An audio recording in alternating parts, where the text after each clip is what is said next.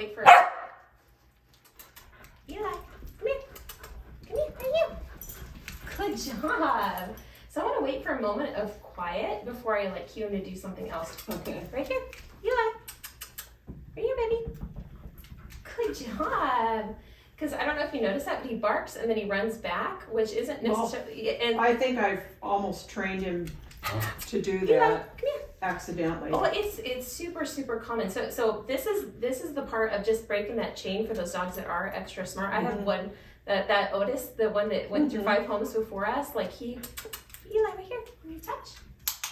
He's the same way where I had inadvertently trained it too, and so I had to unbreak that chain. And for those smart dogs, they're the fun dogs to train, but they also are more challenging because that's right, because they pick things up right they away. do. So what I want to do, if he ever goes into that barking mode, I want to try and ask him for another behavior. But I first want to, so basically what he did, he ran over there, he's barking, he runs back over, he's barking, and he's like, oh wait, they're not doing anything. What do I do? What do I do? What do I do? I want to wait for him because he came back another time and then he was quiet for a second. And when he was quiet, that's when I could ask him to do that touch or ask him to do another behavior. Okay. And so ideally I want to catch it before he ever even goes into that bark mode. But say that he does go into that bark, you have a couple of options. So either wait just for that moment of quiet and then go ahead and cue him to do a behavior that you can reinforce him for, such as like, asking him to a sit or a touch. Yeah, or exactly. something.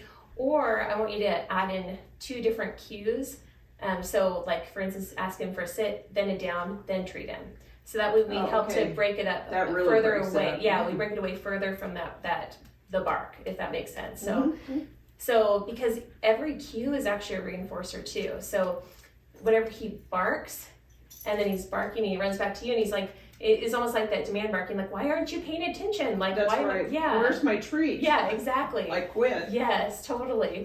So if we gave him if I gave him a cue in that moment when he was barking at me, I'm actually reinforcing Of course. that piece. But if I ask him for a cue, then I ask him for another cue, that can help to break it up far enough away from the bark itself that So he needs to perform a behavior. Yes. And then ideally what we want to do is we want to wait for it quiet before we give the cue to do something. If it does that make sense? So you have kind of a couple options there. Yep. Okay.